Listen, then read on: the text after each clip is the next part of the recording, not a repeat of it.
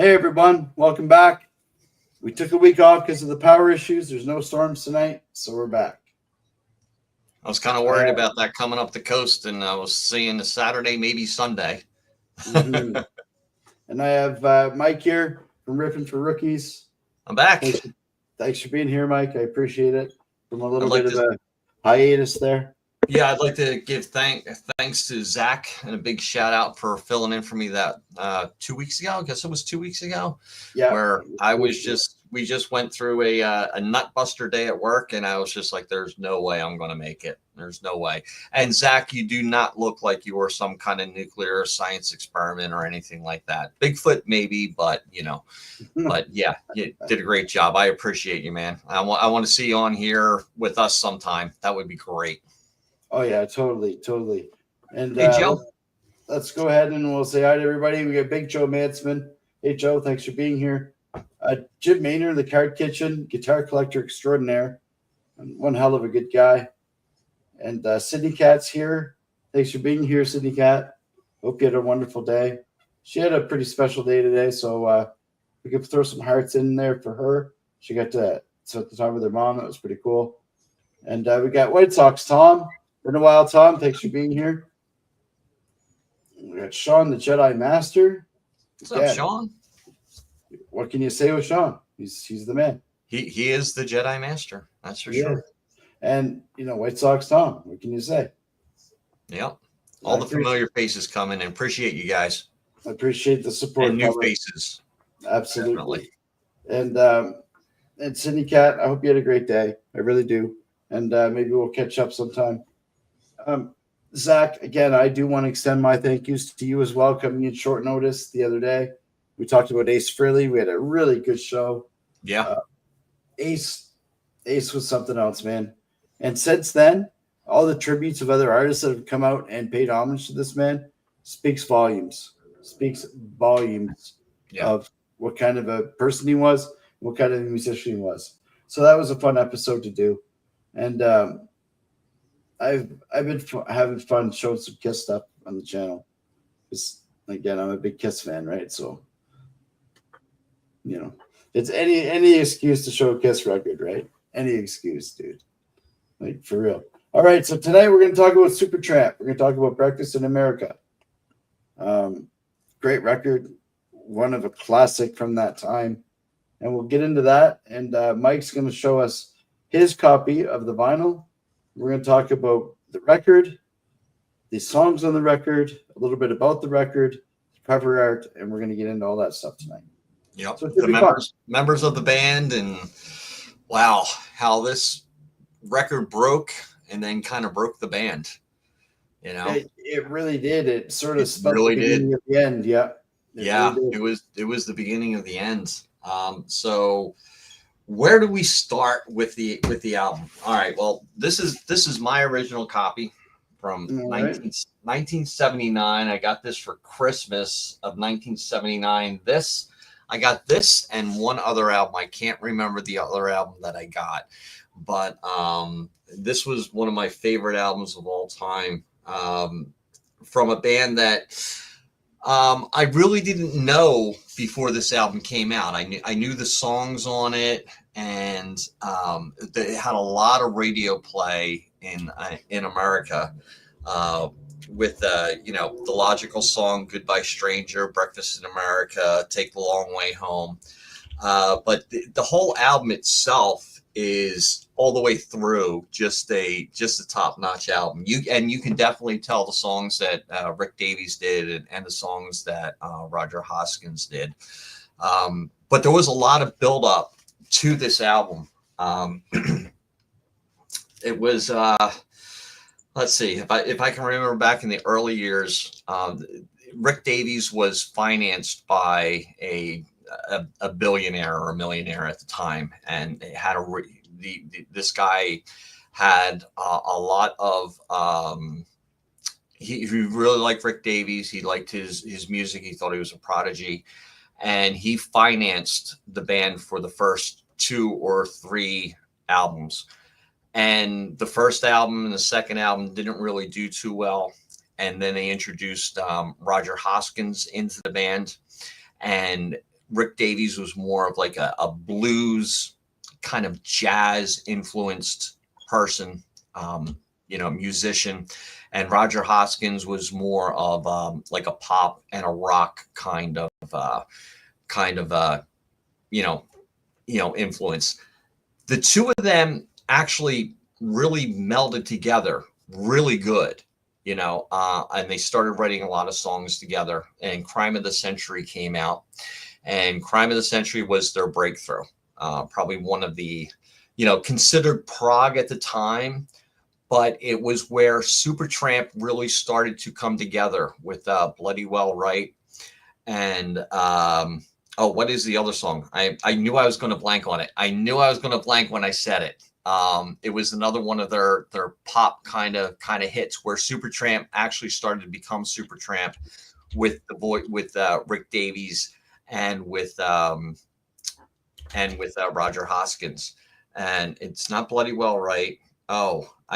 Come on, help me, Maiden, help me. Hold on here. What was the other hit on that? And it's on Crime of the Century. Yeah, on Crime of the Century, it was Bloody Well Right. Give me a second. And come on, it's coming. Well, Dreamer. That was it. That was where Supertramp kind of became Supertramp, with the different vocals coming in and going out. It was Hoskins, Davies, and Hellowell doing all the voices on there, and that kind of was like, okay, now we have something, and it was a great song. Really liked it. Their next album came out, and it was kind of just a bunch of leftovers from Crime of the Century, and then In the Quietest Moments came out, and that was where Give a Little Bit came out, which was a Hoskins song, and that kind of set them up where everything was building towards this album.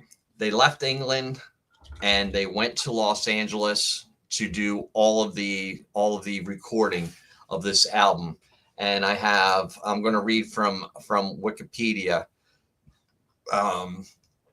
that it was, that's the history. I just want to go to Breakfast in America. So it was released on March 16th, 1979 by A&M Records.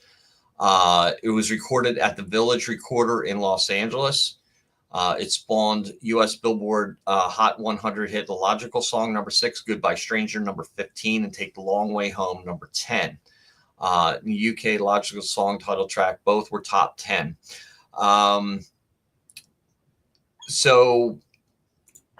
Breakfast in America, Child of Vision. There's a lot of great songs on here. There are, I think, 4 songs or 5 songs written by Davies and 5 songs written by Hoskins on here. And they were never written together at all. No, they weren't. But this was written in the same room. They weren't even in the same room together. No, it was kind of weird because before this album, when they were doing Crime of the Century, I think all their families got together in this barn, which had the recording studio, and they lived there. They lived there like penniless, just trying to get through to make, just to do Crime of the Century. And then when Crime of the Century broke, they had a little bit of money and they were able to, do a few more things and, travel the world and all that stuff.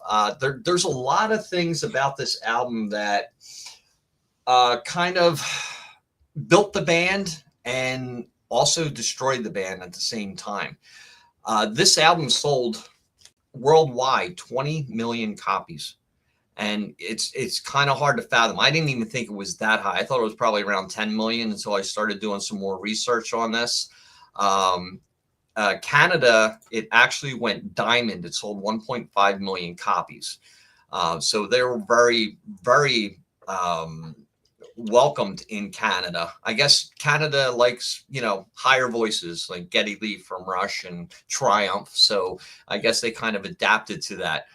France, which it sold 3.2 million in France. And then we have the Live from Paris album that came out after this on their tour, which is an amazing live album. United States was 4 million. the UK, considering they're from the UK, it only sold 300,000 copies. I thought that was kind of bizarre that it didn't catch on in the UK, but all of Europe's sales were 4 million. So to give it basically 20 million copies sold.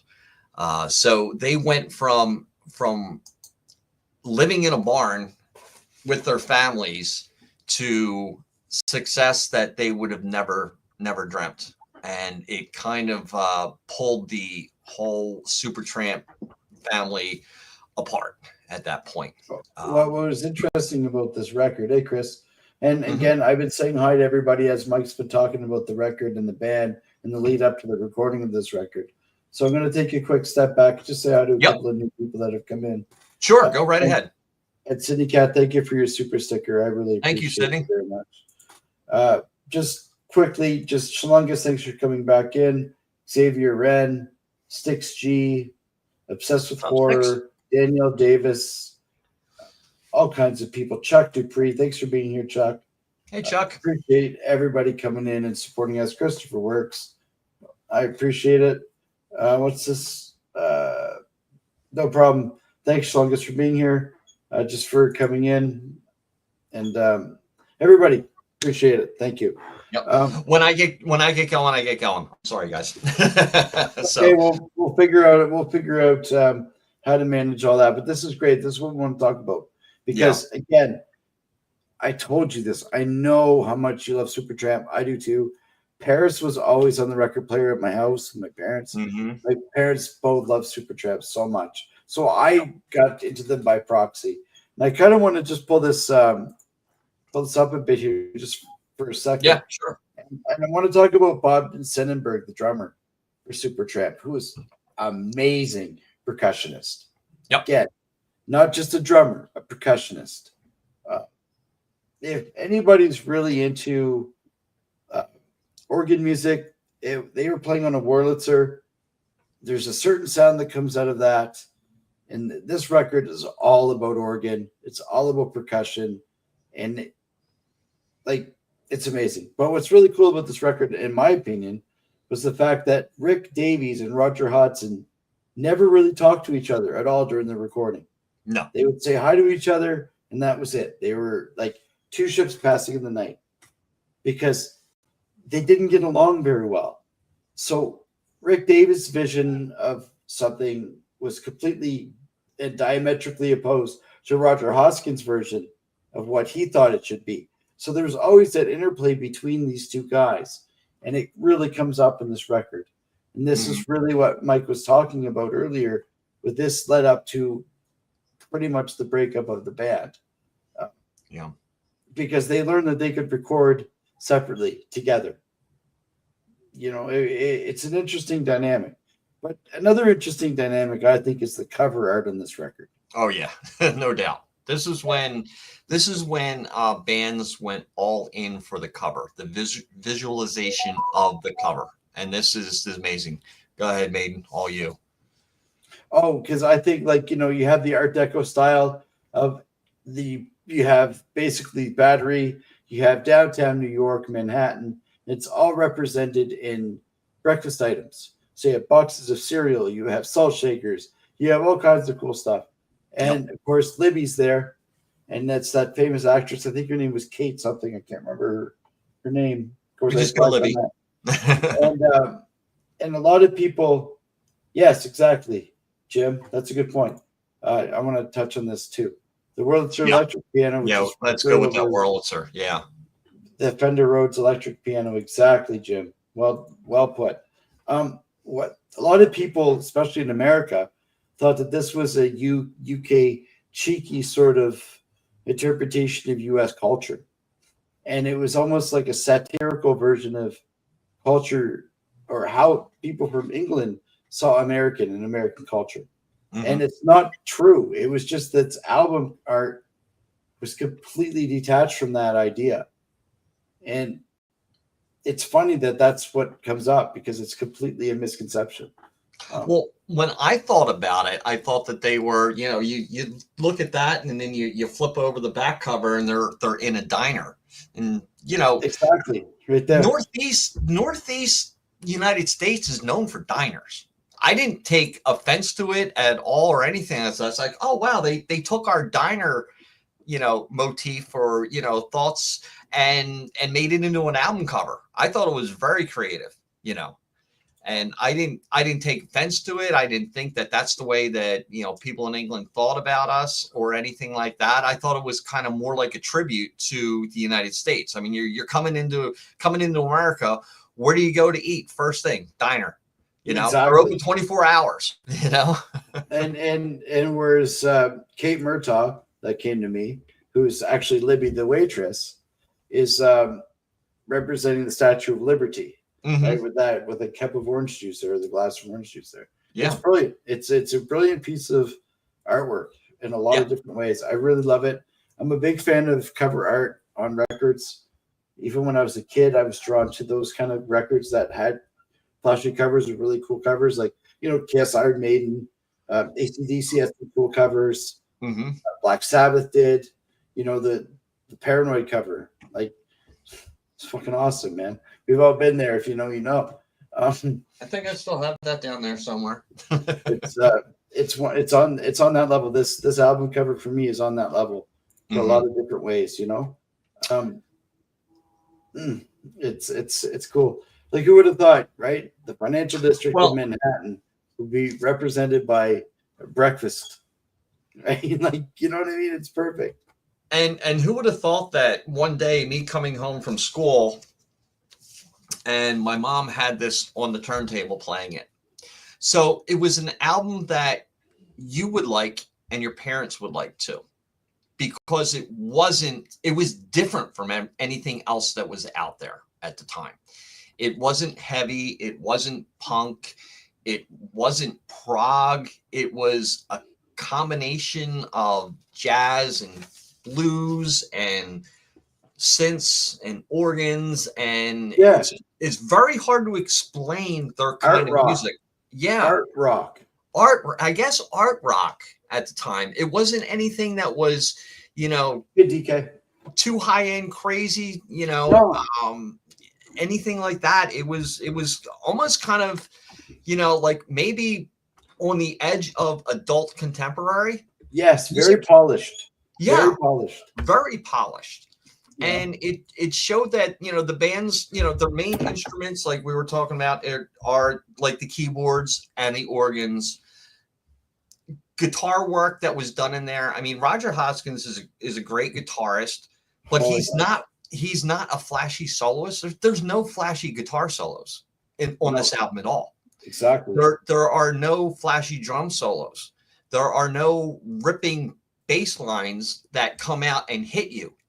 I dove back into this album over the past couple of weeks, and I started listening to Dougie Thompson and his bass playing, and it's like that album was called In the Quietest Moments. In the quietest moments, there's a lot going on, right? And you really have to listen to it.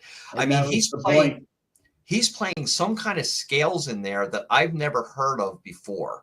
And the bass, it's like you can go from like starting out like real light, building up, and then coming back down again, where the drums and the bass are out of it. But then when it kicks in and the drums and the bass kick in, it's like it kind of fills the low end of the song, because all the voices are high and you need something to fill in the low end. Exactly. And an album and a band that came together that did something that it's not the same tempo all the way through the song. It changes tempo. It goes from loud to quiet, and how they can fill in an entire like section with just a finger snap or a whistle or a hand clap. Exactly. Well, that's why harmonica. That's why it won the Grammy for, they won Grammy for best engineered recording. Yes. It's like how do you do that? I mean, this is not rock and roll where it's 3-piece band. You know, this is Exactly. intricate. This is complex. Very And much. and to actually, you know, hear this album and then, you know, well, back in the day we didn't have video and stuff like that. Well balanced, full spectrum music, absolutely. Yeah. Hey, Yeah. Kenny. Thanks for coming in, Kenny. Appreciate you, buddy. And it was like you know, okay, so it sounds great on on an album. How are they going to pull it off live? And back then we didn't have video and stuff like that.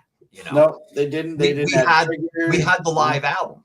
Yeah. And then everybody said, "Oh, the live album, you know, that could be they take that back in the studio and they dub stuff into it and everything like that."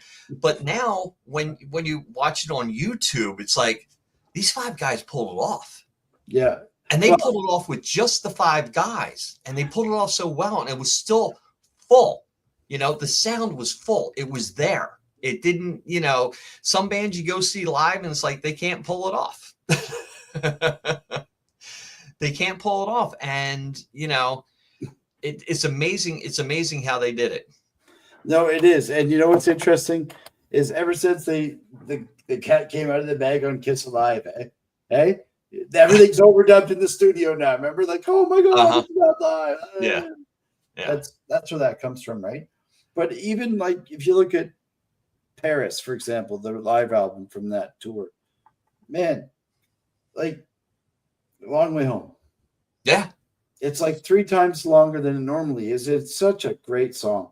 And they could play it 10 times longer, and I would have not gotten bored with it. I mean, the harmonica from Rick Davies on there. I still want to call him Ray Davies, but I got to say Rick because I don't want to get confused with the Kinks.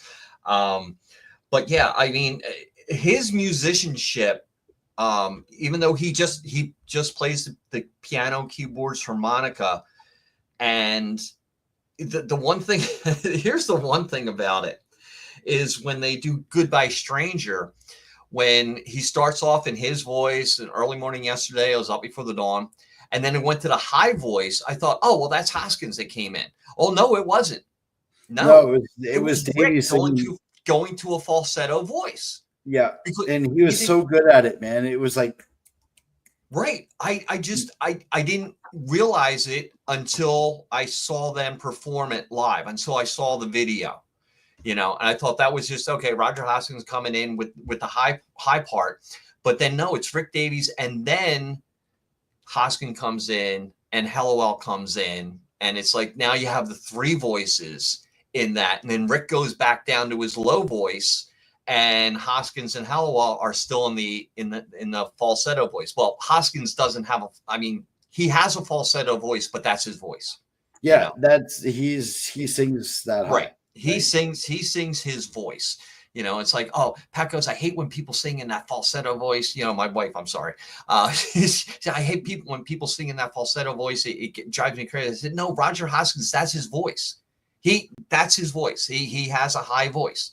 You don't hear him ever really go low. You know, he sings the same key every song. And they were saying that the engineer on that record was Peter Henderson, who's very famous for doing a lot of other albums as well. Yeah, I did see that. Like he played with Wings, he did Climax Blues Band, he did all kinds of cool stuff. Hi, Nature Dog, thanks for being here. Like it's almost like they got the all-star team for the all-star team doing the backup work too, right? Yeah. You know what I mean? Yeah, exactly. Like, you can tell, and you know what? When I was growing up, I wasn't a fan of really slick produced records like that. But I really come to appreciate the layers, the complexity, the textures, and the tones as a musician. How much effort that is and how it all to make it come together is so much work. And so because when they tracked this album, they did 2 demo sessions for this. They did a 4-track, then they went in and they all played on an 8-track session together. And then get all the background arrangements, everything done. And then they went in and they recorded their parts. They engineered it. There's not a dead spot in that whole album. No, there's not. For God's sakes, they had to put Hellowell in a bathroom to record his saxophone parts, you know, because the acoustics apparently were that good in that room. And what's ironic is also they won the Grammy that year for best packaging as well, that record. Yeah. They beat out Led Zeppelin. They beat out Led freaking Zeppelin in the what was the album they put out? 79. Into the Outdoor. Yeah, it was in Through the Outdoor. Okay. Can you imagine that is the bar? Those two Yeah. albums are like anybody's top 10 or top 15 records in their life. Yeah. Wow. Yeah. You know, and Zeppelin did the same thing, right? They would get they go to Headley Grange, that big place, or Aleister Crowley's place. They'd set up for months, they barricade themselves in, and they would track their stuff, and they would all hang out and do it one person would be in the hallway, one person would be in the bedroom, one person would be in the bathroom, right? And there'd be microphones dropped into the toilet bowl to get the acoustic, pick it up off the porcelain. Yeah. To me, that says more about prog than whether it's art, rock, or avant-garde, or whatever label you want to put. That's right, Sticks. To me, I think it's progressive because it pushed the boundaries into new areas. It's just the creativity of it. This is what you have. Let's make an album out of it. Let's record an album, and this is what you have. You basically have an old farmhouse or something like that, which was their recording studio. Rush did it with Hemispheres. They were basically in a farmhouse. They did, and recorded that masterpiece. But it just showed you that you do the best with what you have, and then something magical happens because I think you're putting that much more into it. We don't have the big studio with all the mixers and all that other stuff, and we're just out on our own, and we're going to do what we want to do. Exactly. Now, we talked about the singles from the record, right? Logical Song, Long Way Home, and the other two. But what's your favorite deep cut from this record? That's what I want to do. I like Child of Vision. Yeah. That's a good one. I like that one. I think that was a Hodgkins song, but there's also Gone Hollywood, which kind of kicks off the album, which is kind of like, hey, we've just gone Hollywood. They're out in California, all of them. So it's kind of telling the story of that. So yeah, I would say that. I've listened to it all the way through. I always have a toss up between my top two songs. It just depends what mood I'm in. It's either going to be Goodbye Stranger or Take the Long Way Home. I know. I love Stranger so much because Stranger, it's so great with the different voices with their vocals. It's just the harmonies are perfect. Yeah, and then Long Way Home, that haunting harmonica that's in there, and it's just like, it just kind of like sends chills. It does. And here's the thing, I had this album like for the longest time, and I only played side one because of that Logical Song, Goodbye Stranger, and Breakfast in America. It wasn't until I heard on the radio Take the Long Way Home. It's like, oh my God, that's a great song. I flipped the album, Take the Long Way Home's on there. I was like, wow, I got that song too. But that's the cool part about records. And I actually, when you get a chance, just if you want, pull out the record and show everybody what the album actually looks like. As well. Absolutely. I'll put you on the big screen actually here. All right. So it basically, it comes out. Let me flip this light a little bit so it doesn't shine. That inner sleeve's badass because it looks like an old menu from a diner. It looks like an old menu. It's exactly what it is. It's got all the lyrics on there for both sides. It tells you who produced it, who's in the band, and gives all the liner notes.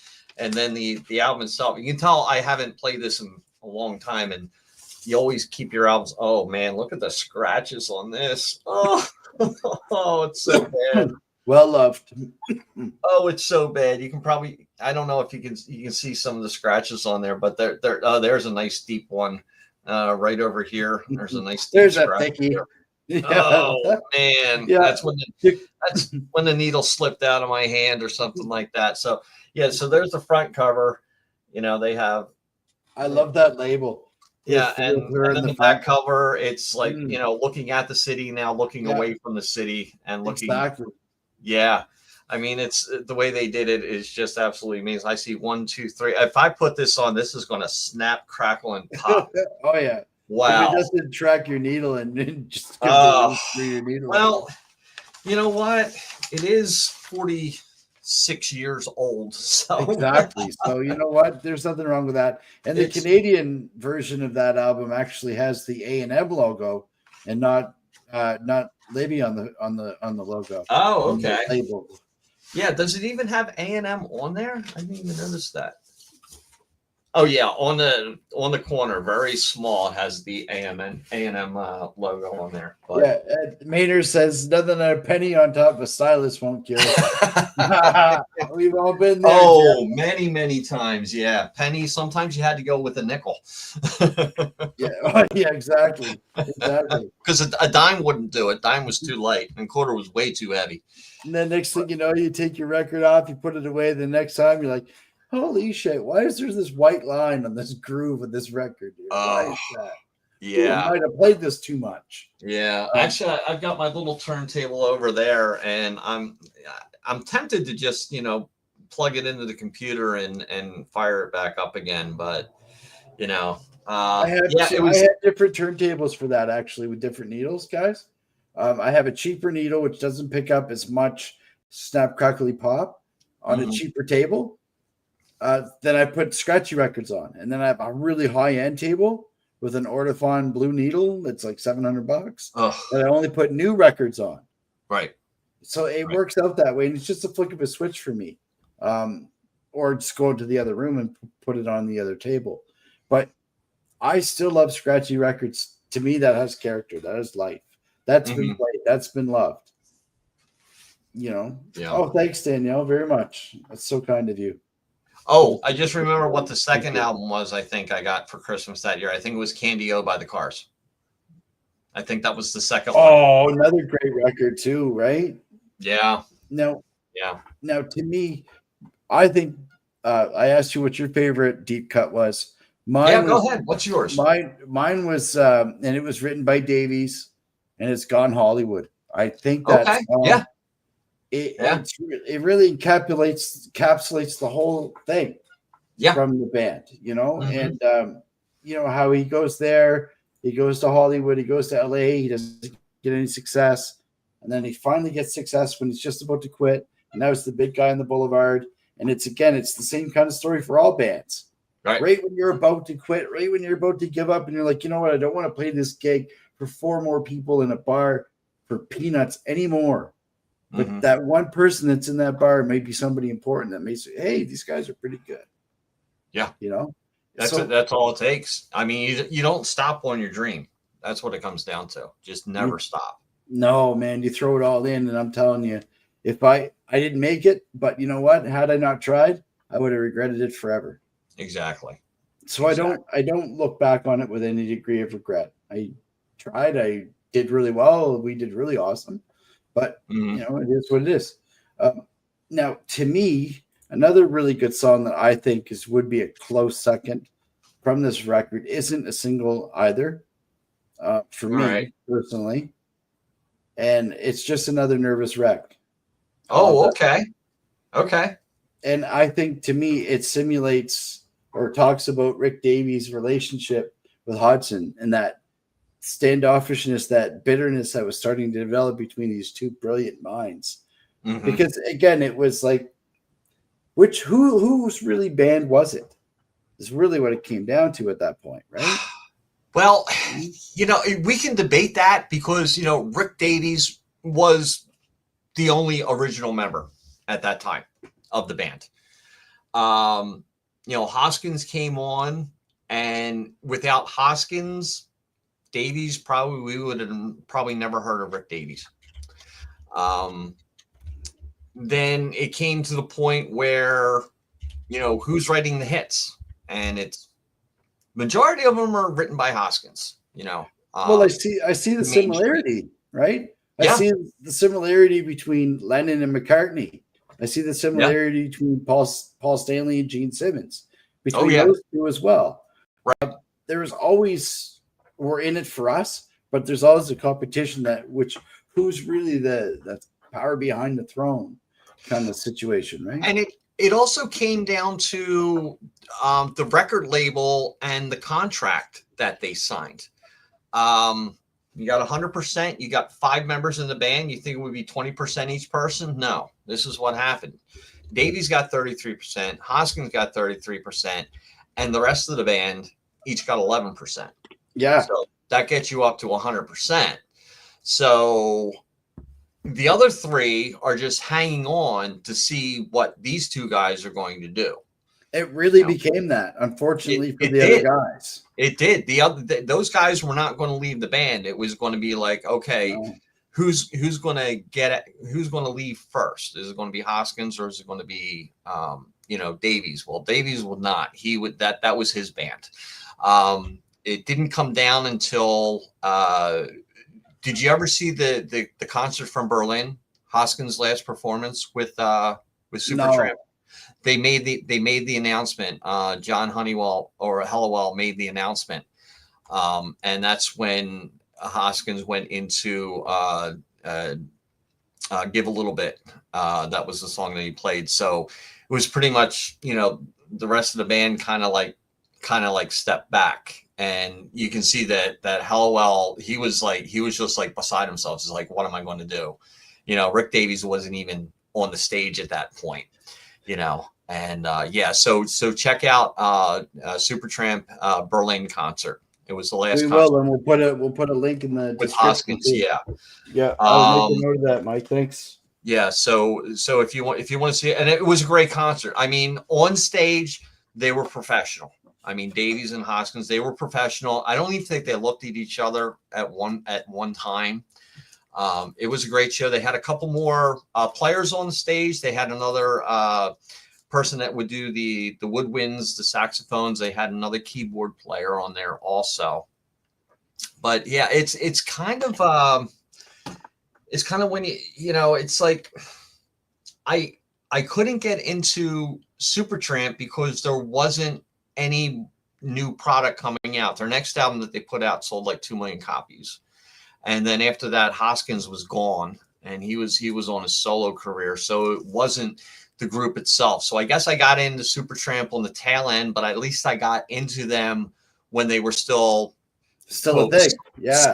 Somewhat together. I mean, professionally, they would put on a concert, but it's like, it happens with a lot of bands. I mean, it happens with so many bands. Like you can go all the way back to the Everly Brothers. They would, they would enter from different sides of the stage. They would do their songs, and then they would both walk off and never talk to each other. Like in Guns N' Roses is another one. Oh, there's Guns N' Roses, Oasis. Oasis finally figured it out, and they came back. Kiss, like from 78 to like 83. And here's an interesting piece too. I got into Supertramp because my dad owned a record shop with my uncle. And it was kind of a part-time gig. My dad's father was an entrepreneur. So, they grew up wanting to be their own bosses and whatnot. And this is around 81 to 87. They had the store. Was Paris, Supertramp Paris. Mm-hmm. Live in Paris from the pavilion. What an album. And for the Canadian people in the house, the old show W5, which was an investigative reporter show, like a Deep Throat kind of whodunit, the government's corrupt, that kind of show. They used the overture from Supertramp. They used parts of some of their songs in the opening of their show. So you would actually hear certain parts and be like, I know this song from somewhere. So to me, that's what, as a kid, that's where I got into listening to Supertramp, was from Paris, and knowing some of the songs from being on just Canadian television, right? I played the record. I played the crap out of that album, man. It's a great live album. I really did. All the way through. Long Way Home just breaks your heart every time you listen to it. Yeah, the way I looked at it when I was younger, it was like, there were so many Rush songs that I liked, and I was making $3.25 an hour at a job, part time. It's like, how much money can you make to buy albums? So it's like, okay, I like this song off of this one, this song off of this one, this one off of this one. And I was like, That's going to cost me like 50, 60 bucks. Or I could buy Exit Stage Left, which has all those songs and a bunch of songs that I don't even know for, $14.99. So Yeah. I started buying live albums, and I would get all of the songs, and then listen to see how good this band was live. If they could pull it off live, then that's a band that I want to take a look at. Paris, I never bought Paris. Now you don't have to buy any albums. You can just go on YouTube and click, Supertramp Live in Paris. So you can get the whole video of the concert. But yeah, I started buying live albums because you would get more of their hits on a live album. Get more bang for your buck. Yeah. Speaking of Paris, the CD version of Breakfast in America was a deluxe. It was the remastered deluxe, and it had a bunch of Live from Paris stuff as the secondary disc. And I got a little note here of this, so we can go ahead and just touch on those. There's Logical Song, Goodbye Stranger, and that Breakfast in America was live at Wembley, not in Paris. Yes. Oh, Darling was from Miami, all from the same tour. This is from the Breakfast tour. Take the Long Way Home was from Wembley. Another Man's Woman was from Pavilion. Quietest Moments was from Pavilion. Rudy, which is a song they very, very rarely play live, was from Wembley, which is a really cool gem on this one, actually, if you're paying attention. Downstream, Give a Little Bit, which is a great song. I love that song so much. Give a Little Bit is like in my top 10 songs of all time. Oh, totally. It's so inspirational and such a moving song. All you need is a 12-string guitar. It's not many notes. It's only about 7 or 8 notes that are played, and like 3 or 4 of them are played, through it's standard progression. The entire song. Yep. Yeah. And the next one from now on, which is again a great track. This is from Wembley. So there's almost as much Wembley material on the second disc as there is from Paris. And Childhood Vision is the last one on the CD. So, Harry, we'll talk about that in a minute. I think that could change from any point, but Harry's got a cool question here. It says, what's the top 10? Wow. I was going to say, just to round that out, Harry, we're going to touch on this. I'll keep this up. But if you're still into CDs, the deluxe version of Breakfast with the extra live stuff on it is worth getting. It really is. Yeah. Just throwing that out there, because you're not going to get that material on vinyl. No, just not. Supertramp top 10. Wow, that's something. I think we can kind of bounce back and forth on that and put out 10 songs. Most of them are going to be from Breakfast in America, but no, there's going to be a couple from Crime of the Century, 3 from Crime of the Century that I'll put on there. Go for it. I'm going to go Crime of the Century, School. Nice. Yeah, that's a good one. Yeah. Nice. I like those. For me, I'm going to go with From Breakfast. I'm going to go with Gone Hollywood and Goodbye Stranger is my 2 on that album. My favorites. Let's see. Also from let's see, Give a Little Bit. Give a Little Bit's definitely got to be in there. So that's 4. So you did 2, I did 1, I did 2. So you do 1. I will probably, my next one has to be well, I just said it, Just a Nervous Wreck. It's one of my favorite Supertramp songs from Breakfast. It's a great track. Man, I got to go Long Way Home. Yep. Got to go. Great. Didn't even know it was on the album until I heard it on the radio.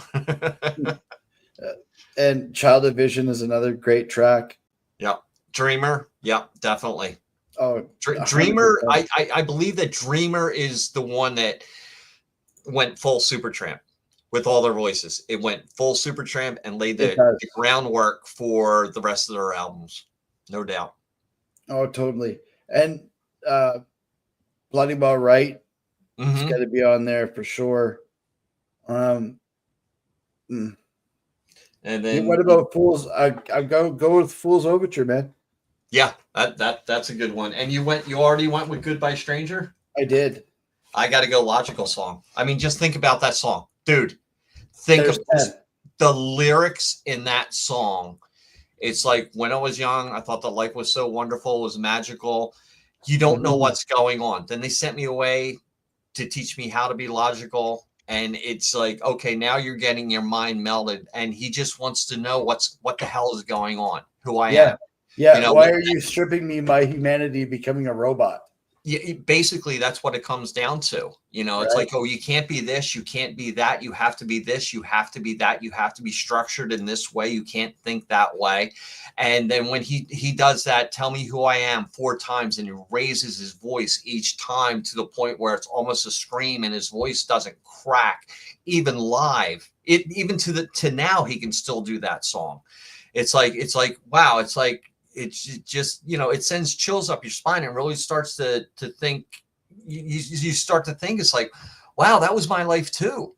You know, it was everybody's life. Totally. Backstage. Thanks for coming back in, man. He said he saw them at Kobo in '79. Oh, nice. I was 14. I probably wouldn't have been able to go at that point. It wasn't until 15 until I snuck out to see my first Rush concert. Yeah, but for me, Fool's Overture is one of the songs that got me into Supertramp, because, like I said, part of it was the intro to an investigative news show that was on CBC. And when I was young, my parents would like be obsessed with watching the news.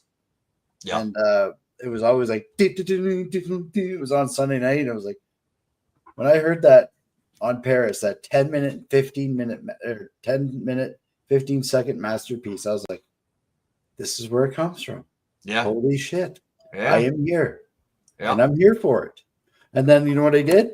I went back, because it's a double record. I took the record and put the first one on, put it on, dropped the needle, and listened to the whole thing through and through so many times. Yeah. Oh, thank God my dad had good taste in music, man. Well, you know, that was the whole thing about our house. I mean, you had the console player, you know, that had the AM, FM, and, you know, the turntable on it, which was a piece of furniture at the time. You know, and you had your 45s and you had your albums, but it wasn't until, you know, it was like I started introducing different albums, and then like the parents were kind of looking at me like, what are you listening to and stuff like that. Like, you know, like the Who's Next. And it's like, and they didn't really kind of get that. Then I had to save up and buy my own turntable and go into my room.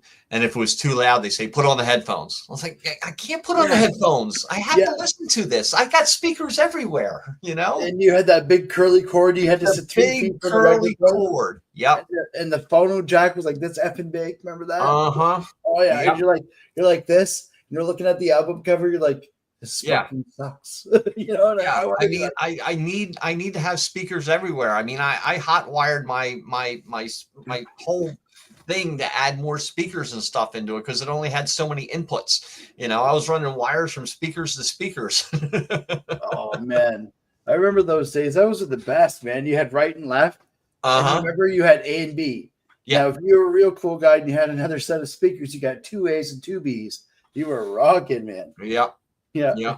Woohoo! Stereo. And I remember when I started buying my Sony components. You know, it was like, it started with the amplifier, and then it was the turntable. Yeah, and then it was the cassette deck, and then the CD came out. I got the CD, the equalizer, and I had these big ass zebra speakers. You know. Okay, now I used to measure a man by the equalizer in his stereo. Right? So if you had a stereo and you had like the big equalizer with like 15 channels. Yeah, with the 20 channels on each side. Yeah. I'm like, you know what you're talking about. Yeah. He's my guy. Yeah. And I said it the way I wanted to. It's like I started off at the level. Okay, bring up the bass, and then mine kind of went like this. It kind of like brought up the bass and brought up the treble. The mid wasn't really, it was there, but it wasn't, I didn't really, emphasize the mid, And everybody said, "Oh, that's horrible. How can you listen to music?" I said, "I can hear everything." I'm not getting blocked. Harry said Sabbath made him half deaf. I don't blame you there, buddy. Yeah. Yeah, I it's would rather not go true. deaf and the whole house going deaf than me going deaf in headphones. It was just the headphones back then were not great. In the 70s, early 80s, headphones were not like they are now. They Oh didn't pick no. up all the subtleties. It was kind of like everything was kind of like covered. It's like if you put saran wrap around your speakers, that's what your headphones sounded like. Yeah, It was and just and dimmed. that spring was so damn tight. It was like, Oh, man, like yeah.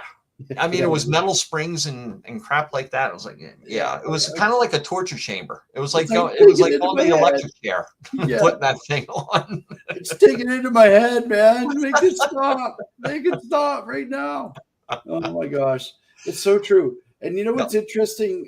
Coming back to some of these bands that we grew up with and bands that we still enjoy.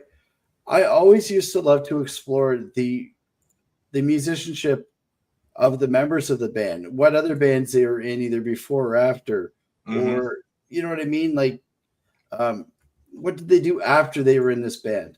And what I found was interesting with Roger Hodgson was he kept playing Supertramp after he was in his solo stuff. He did Yeah. solo stuff, but him live, it was mostly Supertramp stuff that he Yeah, it played. was all of the Supertramp songs. Yep.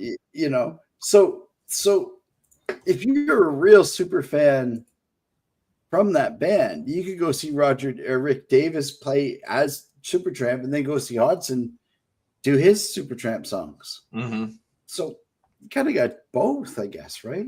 You know? Yeah. Is At the time when Supertramp came out, I really didn't appreciate Rick Davies as much as I do now.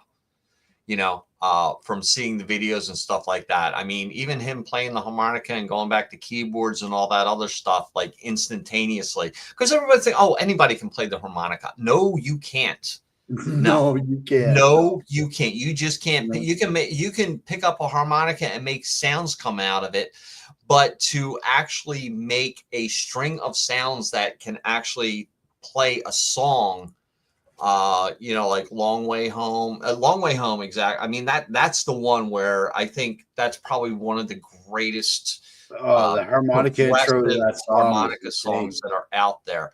Yeah, Everybody will say that, like Daltrey when they're doing Bobo O'Reilly, which is also Teenage Wasteland, but on the album that was actually a violin. It wasn't a harmonica. right. It was, yeah, exactly. It was a violin, but he replicated it with the harmonica. And that harmonica screams in that song. Mhm. Yeah. And the trick with the harmonica is, you're right, anybody can blow a note or two, but you have to be able to play the note and make it repeatable. It's not easy. No. Like when you watch like Neil Young play his guitar and he's playing harmonica, or Bob Dylan, Yep. that shit's not easy, guys. Like it's No. not, it's not. It's just not easy at all. No. I have a harmonica right here. I can die. It's a very tough instrument to master, and there's all different keys of a harmonica. It's not just one harmonica fits all. There's all different keys of harmonica. Here's a Horner, and it's a D. Mm-hmm. So, now, see, real deal, and that's actually from the band The Headstones. Wow. Yeah, it's a buddy of mine. He gave me his harmonica. Yeah. So it's not easy to play harmonica. Trust me. He gave me this 20 years ago, and I still can't play it. So, and it's still. What does that tell you? Yeah, exactly. It's just it's a prop. It sounded good. Yeah, it makes you feel cool. Yeah, I mean, yeah, it is. I just like the way they incorporated the subtleties into a song that, that actually gave it substance, and it actually, you actually have to look for it and think about it, because when I listen to a song, the lyrics are the last thing I listen to. The voices are the second to the last thing I listen to. I listen to the music, and I kind of break it down. First, when I start listening to a song, does it have a good beat? Does it have a good, bass and drum, good rhythm? And then listen to the guitars and all that other stuff. And then I build my way up to the lyrics. And it's like a song has to catch me. It has to have a hook. It has to have something in there that's going to make harmony. me. Has to be melodic. There's certain criteria. It's not so much about the voice or the lyrics or anything about that. It's the music that draws me into it. even though the Who said it's the singer, not the song, that keeps the music moving along. It's like, no, I'm sorry, I disagree. It's the music that's not got to. everybody had Roger Daltrey sitting there in front of him either, right? Yeah. You know, Yeah. and his cool ass shit. Roger Daltrey was the man back in the day. Yeah. He really was. Like, you really have to appreciate the Who. You Oh really, yeah, absolutely. really have Oh to no, understand. one of my first few albums that I bought was the Who. Who's Next? You know, Awesome. that was my That was my band until Rush came along. It started out with kind of like, you know, all these bands from the 60s, early 70s. It's like I have Doors albums. I have albums from the Doors. Speaking of Hook BB Blues. Yeah, oh my god. Yeah, Blues Traveler. Yeah, John Popper. Woo! Yes, He's got like a machine gun, you know, thing going on with all the, you know, nothing loaded but harmonicas in there, different notes and all that other stuff. Yeah. Nice princess. Yeah, it seems like every now and then, like a band tries to bring the harmonica back into, you know, modern kind of music. Blues Traveler was like one of them, but I think it's really into like the jazz, the blues kind of, you know, harmonica, you know, and when you hear it, because you don't hear it that often, it's like, you know, like some songs, it can be really haunting. You can put like a nice little haunting feel in there, like, you know. Oh, hey, When the Levee Breaks by Led Zeppelin. Man. Oh God, yeah, yeah. What, that song would not be the same without a harmonica in there. It would not be the same. Did we lose Maiden? No. I think. Well, you kind of almost did. Yeah, I'm here. Yeah. Yeah, I'm here now. Something happened. Mm-hmm. But yeah, what I was going to say, When the Levee Breaks by Led Zeppelin has to be one of this best harmonicas in going. Period. Yeah. Yeah, it's kind of hard to, yeah, you know, when you said When the Levee Breaks, I was like, how many other songs that I've heard that I've liked that have harmonicas in there that I just can't think of right now. You know, you don't think of it until you actually hear it. Yeah, yeah, whoa. Exactly. Yeah. So what was that? I heard this. Yeah. Oh, that's cool. Goes to Get to Zeppelin. Yeah. You know, that's a powerful song. I mean, we could do Zeppelin 4 anytime. You know, that's just like you want to do it next weekend? We could. I'm gonna have to get into Zeppelin. Yeah, definitely. We certainly could, because you know, I may or may not have a copy. You know, just kicking around here. Yeah, I don't know if I still have that album. I know that Kelly, Pat's daughter, picked a whole bunch of albums from me when she got a turntable. I was like, "Here's all my albums. Take what you want." You know, it was like, so yeah, we could do Zeppelin 4. But you know, I really wish that we could play some music on here. I know, right? And I just don't want to get copyrighted or anything like that. I would like to, you know, play bits and parts of the song and kind of break down a song. I don't know how those people do it. You know, I don't either. Jim, you're right. Zapparella, and that's Gretchen Men. And Gretchen is an amazing guitar player. She's on YouTube. She did a really cool thing with no quarter and some guitar tone box she was using. She just put it out yesterday, the day before. She's amazing. Zapparella is awesome. John Bonham's son. Yeah, Jason Bonham. I met Jason Bonham actually at one of the rehearsal studios that our band used to play at. They were playing in another room, so I met Jason Bonham. He's a pretty cool dude. From what I've heard, he's not like, you know, a little. He's not like an entitled little brat, you know, because his dad was John Bonham. He's just a down to earth kind of guy. I mean, I bet he wishes his dad wasn't John Bonham at times, buddy. I bet.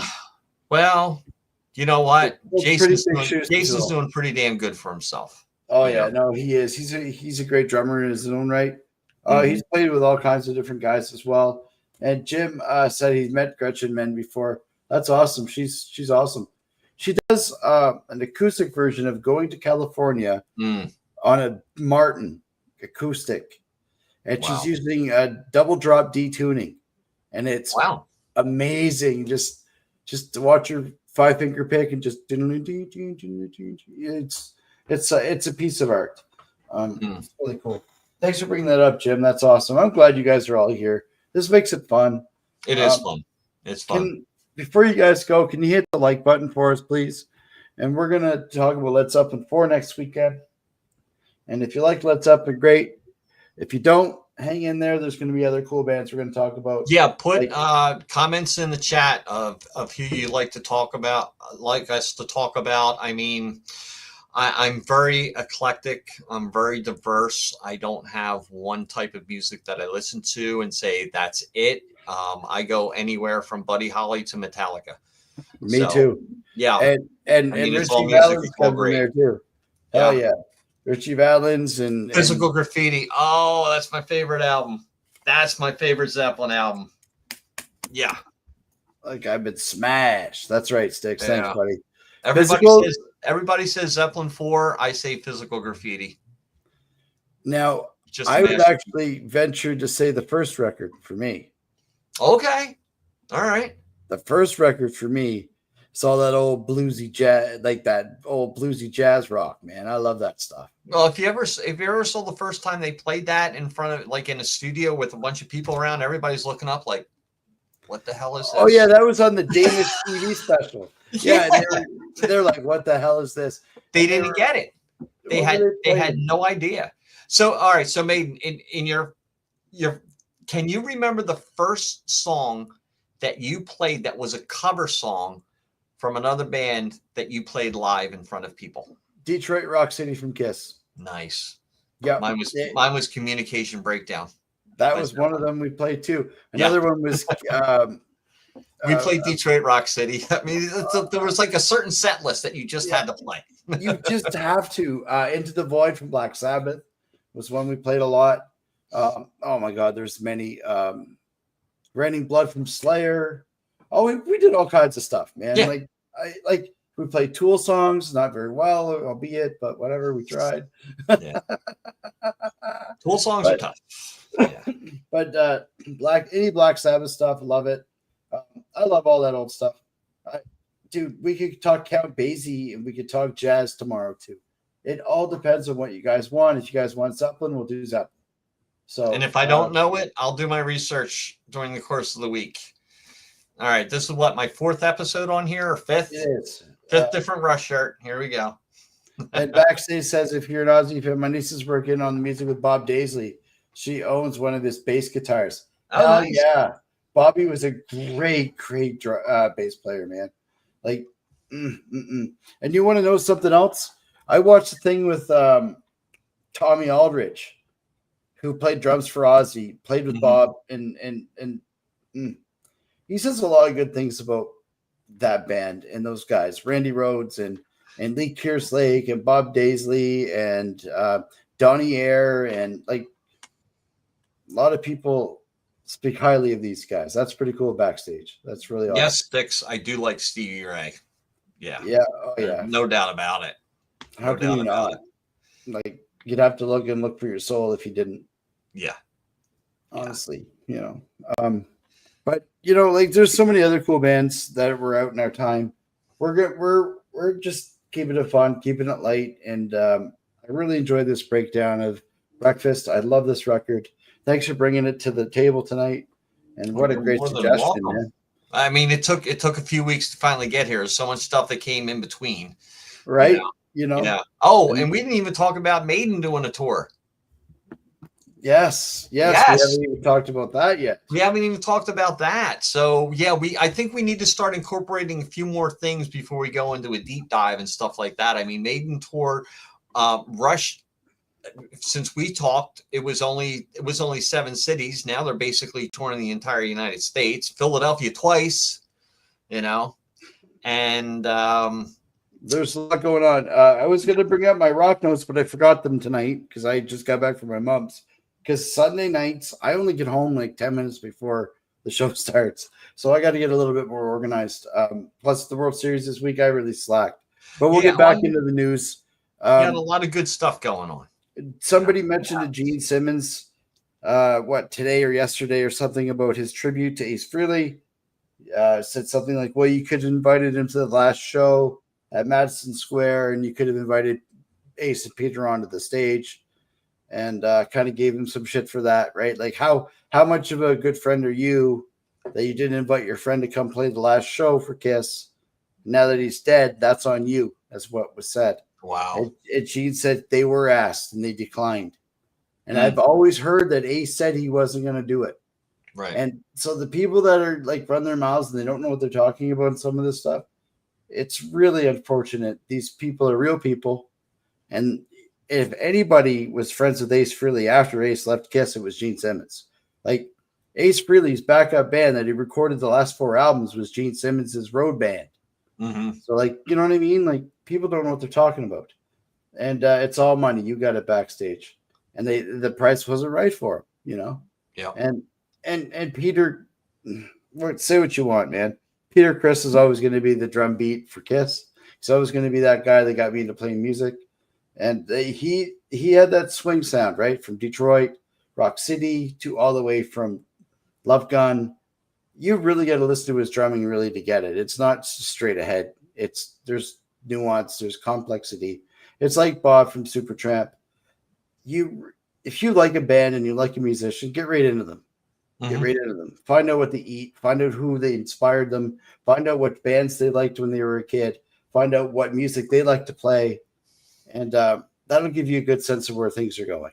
It's easier now to find that information than when we were younger. It was coming out of Rolling Stone and Cream magazine. That's how we got our information, and whatever the DJ told us on the radio. Exactly. Now you have multiple outlets, you know. And he got that from a press booklet that some A&R guy gave him. Yeah, exactly. And then, flipped him a couple $100 to put the record on the radio. Yeah, true. Anyways, tune in next week. We're going to talk about Led Zeppelin. There you go. Bring it. I'm bringing it. He's bringing it. We're always bringing it. This is what we do here. Sunday nights and 7 Eastern. Thanks, Mike. Sounds great. Thank you, man. Appreciate it. Everyone in the chat, appreciate you guys. Thank you so much for hanging out with us tonight. Yes, backstage. I appreciate you coming back in, man. And you're always welcome here. If you want to come and hang out with us too, you're more than welcome. Sounds like anybody that wants to jump on, just send us a a notification. I mean, I think we're open for more people to come on, more of a discussion. I'm all good with that. All good. All good. Appreciate it. Thanks, everybody. Hit the like button before you go, and check out everybody's channels. Cindy Cat, I hope you had a great day. Everybody else in the chat, thanks for your support. Really appreciate you. Thank you so much. See ya.